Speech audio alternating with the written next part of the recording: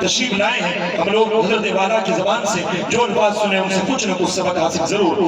حضرت والا مائک پر تشریف۔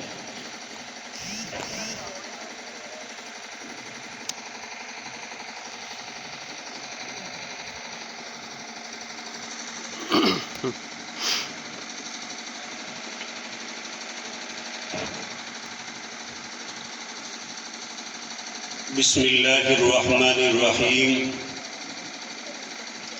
الحمد للہ نحمده ونستعینه ونستغفره ونؤمن به ونتوکل علیہ ونعوذ باللہ من شرور انفسنا ومن سیئات اعمالنا من يهده الله فلا مضل له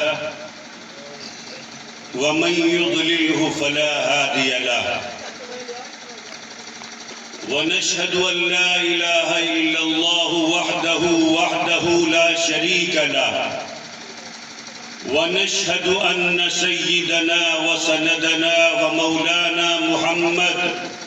عبده ورسوله أما بعد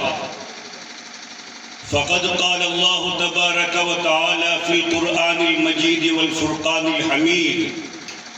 أعوذ بالله من الشيطان الرجيم بسم الله الرحمن الرحيم اقرأ باسم ربك الذي خلق الإنسان من علق وقال الله تبارك وتعالى في موضع آخر ولكن كونوا ربانيين بما كنتم تعلمون الكتاب وبما كنتم تدرسون صدق الله العظيم اللهم صل على سيدنا محمد وعلى آل سيدنا محمد وبارك وسلم اللهم صل على سيدنا محمد وعلى آل سيدنا محمد وبارك وسلم اللهم صل على سيدنا محمد وعلى آل سيدنا محمد وبارك وسلم آشنا اپنی حقیقت سے ہو اے دہقاں ذرا آشنا اپنی حقیقت سے ہو اے دہقاں ذرا دانا تو کھیتی بھی تو باراں بھی تو حاصل بھی تو آہ کس کی جستجو آوارہ رکھتی ہے تجھے آہ کس کی جستجو آوارہ رکھتی ہے تجھے راہ تو رہرو بھی تو رہبر بھی تو منزل بھی تو کانپتا ہے دل تیرا اندیشہ طوفان سے کیا کانپتا ہے دل تیرا اندیشہ طوفان سے کیا نا خدا تو بحر تو کشتی بھی تو ساحل بھی تو شعلہ بن کر پھونک دے خاشاک غیر اللہ کو شعلہ بن کر پھونک دے خاشاک غیر اللہ کو خوف باطل کیا کہے غیرت گرے باطل بھی تو اسٹیج پر تشریف فرما معقر علماء اکرام خاص طور سے اس اجلاس کے کنوینر اور روح رواں عزیزم مولانا محمد سفیان قاسمی رشیدی اور میرے عزیز ساتھیوں آج کا یہ اجلاس تعلیمی بیداری اجلاس کے عنوان سے رکھا گیا ہے جہاں تک تعلیم کا تعلق ہے ایجوکیشن کا تعلق ہے تو تعلیم کی اہمیت ہر زمانے کے اندر رہی ہے ہر مذہب نے تعلیم کی اہمیت کو بتلایا ہے جہاں تک اسلام کا تعلق ہے تو اسلام نے تعلیم کی وہ اہمیت بیان کی جو کسی دوسرے مذہب نے بیان نہیں کی اگر ہم دین اسلام کے اندر تعلیم کی اہمیت کو جاننا چاہتے ہیں تو ہم کو دیکھنا چاہیے کہ قرآن کریم جو اللہ تبارک و تعالیٰ کی کتاب ہے، اور ایسی کتاب کوئی دنیا کے اندر موجود نہیں جس کے بارے میں جارج برنارڈ شاہ نے بھی کہا کہ this book will go on exercising through all ages, having the most potent influence. جس کے بارے میں علامہ اقبال نے فرمایا، تیرے ضمیر پہ جب تک نہ ہو نزول کتاب، تیرے ضمیر پہ جب تک نہ ہو نزول کتاب، گرا کشا ہے نہ راضی نہ صاحب کشاف، اتر کر ہرا سے سوئے قوم آیا، اتر کر ہرا سے سوئے قوم آیا، اور ایک نسخہ کیمیا ساتھ لایا۔ تو میرے محترم بھائیوں، قرآن کریم کی جو فرسٹ ریویلیشن ہے، جو سب سے پہلی ورس ہے، جو سب سے پہلی آیت ہے، اس کا آغاز اللہ تبارک و تعالیٰ نے اقرا سے فرمایا، جس کا مطلب ہوتا ہے ایجوکیٹ یور سیلف، اپنے آپ کو تعلیم سے آراستہ کرو۔ اور نبی کریم صلی اللہ علیہ وسلم کہ جن کی تعریف اللہ تبارک و تعالیٰ نے صرف قرآن کریم کے اندر نہیں فرمائی، چنانچہ فرمایا وَإِنَّكَ لَعَلَىٰ خُلُقٍ عَظِيمٍ، کہ محمد you stand on the super standard of character، کہ آپ اخلاق کے اعلیٰ ترین معیار کے اوپر فائز ہیں۔ جن کی تعریف صرف احادیث میں نہیں آئی بلکہ دنیا کے اندر جتنے بھی لوگ آئے، اگر وہ پڑھے لکھے تھے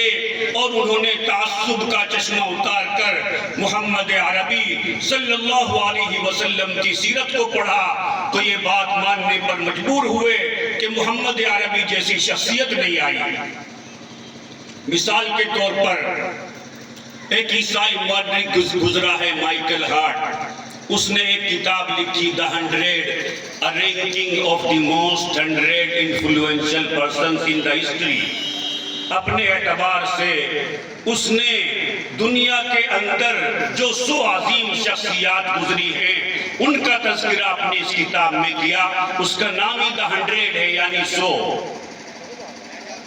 اس کا مطلب یہ ہے کہ دنیا کے اندر جتنے 100 باکمال آدمی پیدا ہوئے ان کا تذکرہ میں نے اس کتاب کے اندر کیا۔ اور کمال کی بات یہ ہے کہ مائیکل ہارٹ نے ان 100 لوگوں کے اندر بھی کلاسیفیکیشن کیا، کیٹیگرائزیشن کیا، قسم بندی کی، درجہ بندی کی۔ یعنی اگر کوئی شخصیت مائیکل ہارٹ کے اعتبار سے 10ویں نمبر پر تھی، مائیکل ہارٹ نے اس کو 90 نمبر پر نہیں رکھا، اور اگر کوئی سیکنڈ نمبر کی تھی تو اس کو پہلے نمبر پر نہیں رکھا۔ حیرت کی بات یہ ہے کہ مائیکل ہارٹ نے عیسائی ہونے کے باوجود نبی کریم صلی اللہ علیہ وسلم کو فرسٹ رینکنگ دی، نبی کریم صلی اللہ علیہ وسلم کا تذکرہ سب سے پہلے کیا۔ چنانچہ اس نے لکھا کہ my choice of Muhammad to lead the list of the 100, a ranking of the most 100 influential persons in the history, may surprise some readers and may be questioned by others, but he was the only man in the history who was supremely successful on both the religious and secular level۔ اس نے لکھا کہ میں نے محمد عربی کا تذکرہ سب سے پہلے کیا۔ ہو سکتا ہے میرے عیسائی بھائی کچھ آبجیکشن کریں، کچھ سوال کریں کہ آپ تو عیسائی ہیں، آپ کو سب سے پہلے حضرت عیسیٰ علیہ السلام کو رکھنا چاہیے، اس کے بعد محمد عربی کو رکھنا چاہیے، اس سے زیادہ کی اجازت نہیں دی جا سکتی۔ لیکن مائیکل ہارٹ نے لکھا کہ میں نے حقیقت سے کام لیا ہے، سچائی سے کام لیا ہے، واستوکتا سے کام لیا ہے، اور سچائی، حقیقت، ریئلٹی یہی ہے کہ دین اور دنیا دونوں اعتبار سے جتنی باکمال، جتنی بافیض شخصیت محمد عربی کی ہے اتنی کسی اور کی نہیں۔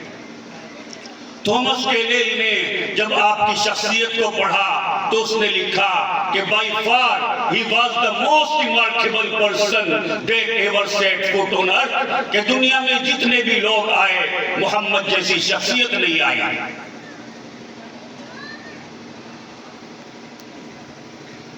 ایک جگہ اس نے لکھا how one man could single-handedly wear the wearing tribes and wandering Bedouins into the most civilized nation into less than a decade. کہ مجھے حیرت ہے کہ ایک آدمی نے سنگل ہینڈڈلی تنے تنہا دنیا کی سب سے زیادہ غیر مہذب، دنیا کی سب سے زیادہ غیر تعلیم یافتہ، دنیا کی سب سے زیادہ اجڑ قوم کو دنیا کی سب سے زیادہ تعلیم یافتہ اور تربیت یافتہ قوم کے اندر کیسے تبدیل کر دیا۔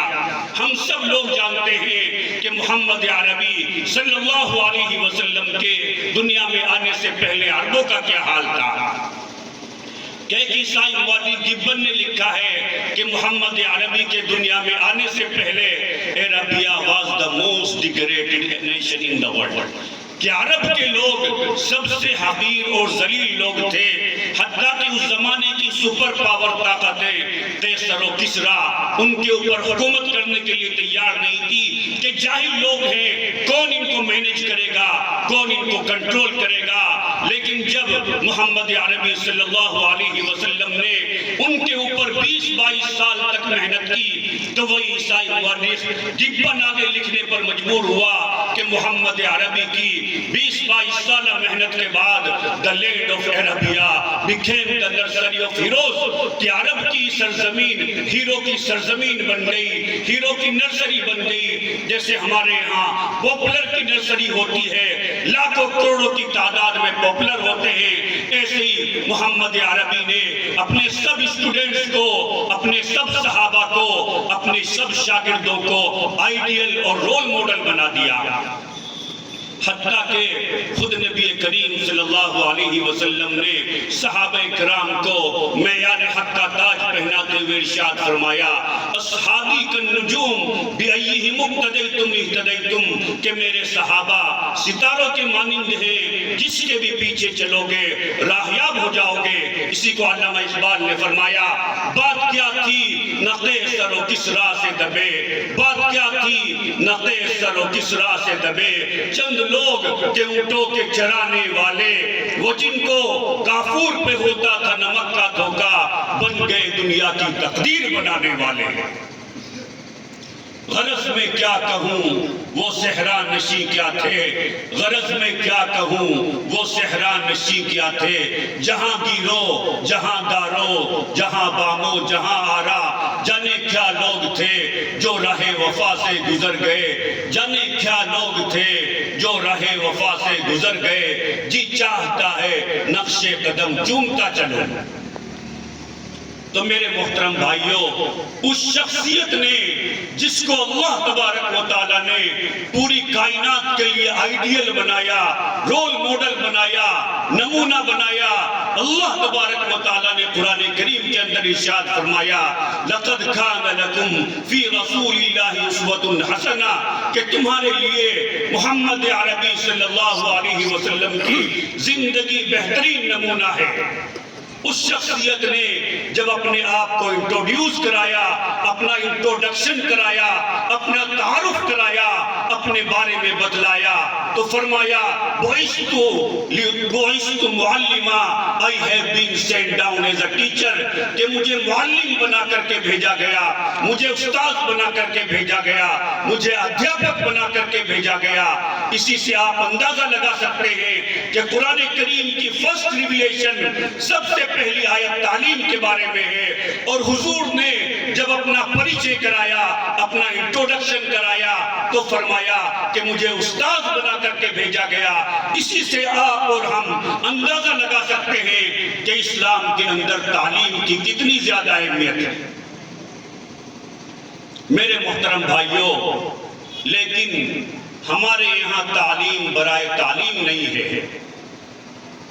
ہمارے یہاں ہر چیز کا ایک مقصد ہے، تعلیم کا بھی ہمارے یہاں ایک مقصد ہے۔ ہمارے یہاں کوئی بھی چیز بلا مقصد نہیں ہے۔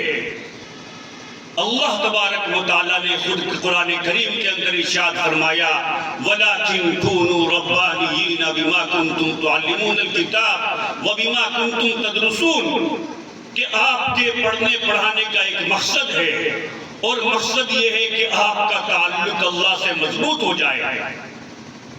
ہمارے یہاں کوئی بھی چیز بے مقصد نہیں ہے۔ اگر آپ آج کل سائنس کو لے لیں، ٹیکنالوجی کو لے لیں، تو ایک آدمی نے ایک آرٹیکل لکھا سائنس کے تعلق سے، اس نے لکھا، اس کا کیپشن دیا، اس کا ٹائٹل ہی بنایا "Where is science taking us?" کہ سائنس ہم کو کہاں لے کر کے جا رہا ہے۔ پھر اس نے لکھا کہ ہم کو یہ سمجھنے کی ضرورت ہے کہ سائنس کا مقصد کیا ہے۔ پھر اس نے خود ہی بتایا کہ سائنس کا جو مقصد ہے وہ ہے پوری دنیا کو فتح کر لینا، پوری دنیا کے اندر جو پہیلیاں ہیں، جو راز ہیں، جو اسرار ہیں، ان کے بارے میں پتہ کر لینا اور بڑی سے بڑی مشین کو ایجاد کر لینا، یہ سائنس کا مقصد ہے۔ لیکن سائنس آپ کو یہ نہیں بتا سکتا کہ زندگی کی حقیقت کیا ہے، ہم دنیا کے اندر کیوں آئے ہیں، ہم دنیا سے جانے کے بعد کیا کریں گے، ہمارا کیا حال ہوگا، دنیا کے بعد کیا ہوگا، مرنے کے بعد کیا ہوگا۔ یہ سائنس سے اگر آپ اس بارے میں پوچھیں گے تو سائنس اس بارے میں ہیلپ لیس ہے، بے یار و مددگار ہے، کچھ نہیں بتا سکتا۔ صرف اسلام ہمارا ایسا دین ہے، ایسا کامل اور مکمل ہے کہ اللہ تبارک و تعالیٰ نے پیدائش سے لے کر کے مرنے تک ہماری ہر چیز کے اندر رہنمائی فرمائی ہے۔ اللہ تبارک و تعالیٰ نے کسی بھی صورت میں ہم کو بے یار و مددگار نہیں چھوڑا۔ چنانچہ ہمارے یہاں تعلیم کا بھی مقصد ہے، اور وہ مقصد یہ ہے کہ ہمارے بچے نیک بن جائے، ہمارے بچوں کی تربیت ہو جائے، اللہ تبارک و تعالیٰ دنیا میں ہی ہماری آباد فرمائے اور آخرت کی کامیابی بھی ہمارے نصیب میں لے دے۔ چنانچہ ینگسٹرز کی، بچوں کی تربیت کے حوالے سے دو چار باتیں بہت اہم ہیں۔ سب سے پہلی بات تو یہ ہے کہ ہمارا جو بھی بچہ ہے ہم اس کو کلمے کی تعلیم دیں، سب سے پہلے عقائد سکھائیں، اس کو سارے کلمے یاد کرائیں، یاد کرانے کے ساتھ ساتھ ان کا مطلب بھی اس کو سمجھائیں، ایمان مفصل کیا ہے، ایمان مجمل کیا ہے، اس کو بتائیں، اور اسی کے ساتھ ساتھ دوسرا کام یہ کریں کہ اپنے سب بچوں کو ہم پکا سچا نمازی بنائیں۔ جب ہمارا بچہ 7 سال کا ہو جائے ہم اس کو قرآن کریم کی تعلیم کے ساتھ ساتھ نماز پڑھنے کی بھی تعلیم دے، نماز پڑھوائیں، اور جب 10 سال کا ہو جائے اگر پھر بھی نماز نہیں پڑھتا تو نماز پڑھنے کے اوپر اس پر سختی کی جائے، سختی سے نماز پڑھوائی جائے۔ ہمارے گھر میں کوئی بھی انسان، کوئی بھی بچہ بوڑھا 10 سال سے جو بڑا ہو ایسا نہیں ہونا چاہیے جو بے نمازی ہو، اس لیے کہ جس گھر کے اندر ایک آدمی بھی بے نمازی ہوتا ہے اس کی نحوست 40 گھروں تک جاتی ہے، ایسے گھر میں اللہ کی رحمت نہیں آتی۔ اور تیسرا کام آپ یہ کریں کہ اپنے بچوں کو فعال بنائیں کہ وہ بڑوں کی خدمت کریں، ان کو خدمت گزاری کی عادت بنائیں، اور جو بھی مسلمان بڑا ہو، اس کے ماں باپ ہیں، دادا دادی ہیں، جو بھی بڑا مسلمان ہے، بچے کی عادت ہو کہ وہ ہر ایک کی خدمت کرے، اس لیے کہ ہم نہیں جانتے کہ کس کا تعلق اللہ سے کتنا مضبوط ہے، کون مقبول ہے، کون مردود ہے، کون مقبول ہے، کون مردود ہے۔ بے خبر، کیا خبر تجھ کو کیا کون ہے، جب تلیں گے عمل سب کے میزان پر تب کھلے گا کہ کھوٹا کھرا کون ہے۔ تو میرے محترم بھائیوں، یہ خدمت کی عادت ایسی ہے، اگر اس نے کسی کی خدمت کر دی اور اس کی دعا دل سے نکل گئی، اللہ تبارک و تعالی آپ کے بچے کا بیڑا پار کرا دے گا۔ چنانچہ حضرت مولانا طارق جمیل صاحب نے لکھا ہے کہ ایک مرتبہ غالباً ان کے پہلے حج کا واقعہ ہے کہ میں حج کرنے کے لیے گیا، میں نے دیکھا کہ حج کے دوران 2 بوڑھی مائیں ہیں، وہ اپنے خیمے سے بچھڑ گئی ہیں، پریشان ہیں، ان کو کچھ بھی نہیں معلوم، کوئی ڈائریکشن، کوئی سمت نہیں معلوم۔ میں نے ان سے پوچھا آپ کو کہاں جانا ہے، انہوں نے بتایا، میں نے اندازے سے تقریباً 2-2.5 گھنٹے کی مسلسل محنت کے بعد ان کو ان کے خیمے پر پہنچا دیا۔ جب میں نے ان کو خیمے پر پہنچایا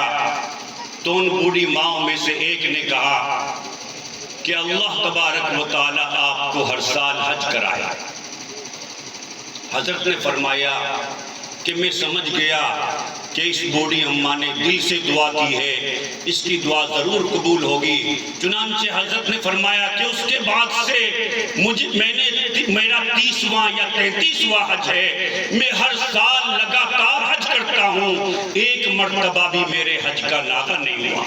تو اپنے بچے کو ایکٹیو بنائیں، فعال بنائیں، اس کو پیسیو نہ بنائیں، سست نہ بنائیں کہ سستی سے پڑا رہتا ہے، موبائل دیکھتے رہتا ہے، اس کے علاوہ اس کو کوئی کام نہیں۔ مولانا سفیان جیسا بنائیں، ایکٹیو بنائیں کہ خدمت کی کوئی بھی بات ہو، کوئی بھی کام ہو، کسی کا بھی دکھ درد ہو تو مولانا سفیان صاحب ہمیشہ اس کام میں اپنے باپ کی طرح آگے آگے رہتے ہیں۔ اللہ تبارک و تعالیٰ ان کی خدمات کو قبول فرمائیں۔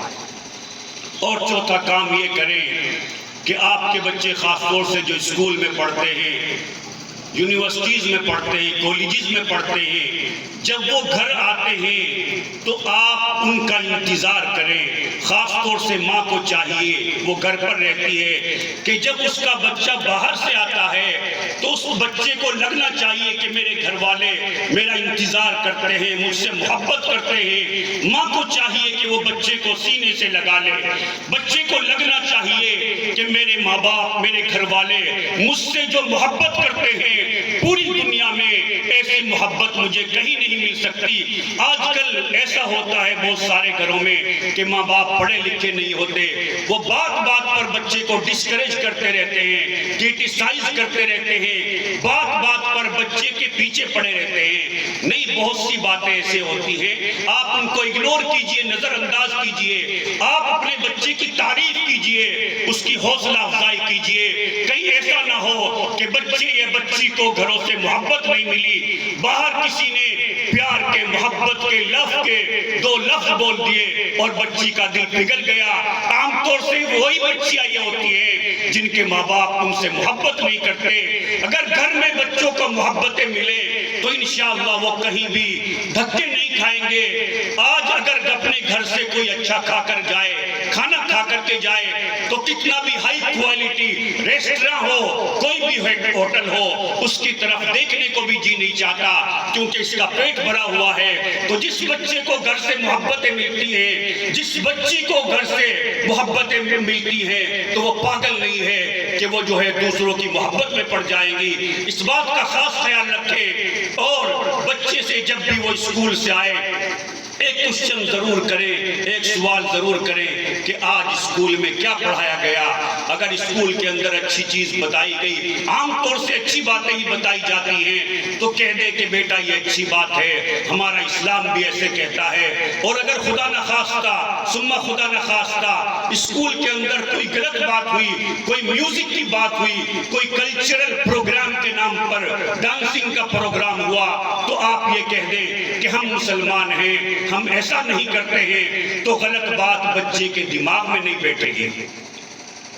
اگر آپ یہ 4 کام کریں گے، انشاءاللہ مجھے اللہ کی ذات سے امید ہے کہ ہمارے بچوں کی نیک تربیت ہو جائے گی، وہ سچے پکے مسلمان بھی بنیں گے اور اچھے انسان بھی بنیں گے۔ اسی لیے میری سب لوگوں سے گزارش ہے کہ آپ اپنے اسکول میں بھیجے بچوں کو اگر بھیجنا چاہتے ہیں، لیکن اس کے ساتھ ساتھ مدرسے میں یا مکتب میں 1-2 گھنٹے کے لیے اپنے بچوں کو ضرور بھیجیں۔ ان مدارس کی کیا اہمیت ہے، میں ابھی تقریباً 10-15 دن پہلے یا ہفتہ بھر پہلے حضرت صوفی جی دامت برکاتہم کی خدمت میں حاضر ہوا۔ حضرت عمرے سے تشریف لائے تھے تو حضرت نے حضرت رائے پوری رحمت اللہ علیہ کا واقعہ سنایا کہ حضرت رائے پوری کسی وقت گاؤں سے گزر رہے تھے، بارش ہو رہی تھی، تو حضرت نے دیکھا کہ 2 بوڑھے بیٹھے ہوئے ہیں۔ حضرت نے سوچا کہ میں ان کا کلمہ یاد کرا دیتا ہوں، ہو سکتا ہے ان کو کلمہ یاد نہ ہو۔ حضرت ان کے پاس تشریف لے گئے، سلام کیا اور پھر فرمایا کہ ذرا میرا کلمہ سن لیجئے کہ میرا پہلا کلمہ یاد ہے کہ نہیں۔ اس کے بعد حضرت نے انہوں نے کہا کہ ٹھیک ہے، اپنا کلمہ سناؤ۔ حضرت نے کلمہ سنا دیا۔ اس کے بعد ان دونوں بوڑھوں نے کہا کہ آپ کو تو کلمہ اچھے سے یاد ہے۔ پھر حضرت نے فرمایا کہ آپ بھی اپنا کلمہ سنا دو۔ ان دونوں بوڑھوں نے کہا کہ ہم کو تو کلمہ نہیں آتا، اور یہ ہماری بد نصیبی ہے، بدبختی ہے کہ اگر کہیں 100 مسلمانوں کا مجمع ہے اس میں کئی مسلمان آپ کو ایسے مل جائیں گے جن کو کلمہ بھی نہیں آتا، کلمے کے معنی بھی یاد نہیں، اور بہت سے مسلمان جو نہ علماء سے تعلق رکھتے ہیں نہ جماعت میں جاتے ہیں، اگر آپ ان سے طہارت کے مسئلے پوچھ لیں کہ غسل فرض ہو جاتا ہے، آدمی ناپاک ہو جاتا ہے، اس میں غسل کے اندر کتنے فرض ہیں، بہت سے لوگوں کو یہ تک معلوم نہیں کہ کلی کرنا بھی فرض ہے، ناک میں پانی ڈالنا 3 مرتبہ یہ بھی فرض ہے۔ تو خیر ان بوڑھوں نے جواب دیا کہ ہم کو تو کلمہ نہیں آتا، تو حضرت نے فرمایا، حضرت نے ان کو کلمہ یاد کرانا شروع کیا۔ بہت دیر گزر گئی، بہت دیر کے بعد ان میں سے ایک بوڑھے کو کلمہ یاد ہوا، تو حضرت نے اس سے پوچھا جس کو کلمہ یاد ہوا تھا کہ کیا آپ کبھی مدرسے میں گئے ہیں، مکتب میں گئے ہیں؟ تو اس آدمی نے جواب دیا کہ جی ہاں حضرت، میں 10-15 دن کے لیے مکتب میں گیا تھا، مدرسے میں گیا تھا۔ اس کے بعد حضرت نے دوسرے سے پوچھا جس کو بہت دیر گزرنے کے بعد بھی کلمہ یاد نہیں ہوا تھا کہ کیا آپ کبھی مدرسے میں پڑھے ہیں؟ اس نے کہا کہ حضرت نہیں، میں تو 1 دن کے لیے بھی مدرسہ نہیں گیا۔ تو حضرت سمجھ گئے کہ دینی مدارس کی مکاتب کی کتنی اہمیت ہے کہ اگر کوئی بچہ 10-15 دن کے لیے بھی مدرسے میں چلا جائے، اللہ تبارک و تعالیٰ اس کی برکت سے کلمے کو، ایمان کو اس کے ذہن میں کہیں نہ کہیں محفوظ کر دیتا ہے۔ میرے محترم بھائیوں، اخیر میں مولانا سفیان صاحب کو بہت مبارکباد دیتا ہوں کہ انہوں نے تعلیمی بیداری کانفرنس کا انعقاد کیا اور تعلیم کی اہمیت کو بتانے کے لیے یہاں یہ پروگرام رکھوایا، علماء کرام کے بیانات رکھوائے۔ ماشاءاللہ مولانا سفیان صاحب نے 4-5 سال کی محنت سے اتنا بڑا، اتنا خوبصورت ادارہ بنا دیا ہے۔ میں علاقے کے سب لوگوں سے درخواست کرتا ہوں کہ سب لوگ ان کا ساتھ دیں، خاص طور سے رسول پور کے اندر کوئی مدرسہ نہیں تھا، بہت سارے وہاں مسلمان ہیں، میرے خیال سے 300 گھر کے قریب ہیں، وہ سب بچے الحمدللہ یہاں پڑھنے کے لیے آتے ہیں۔ اس مدرسے کے برکت سے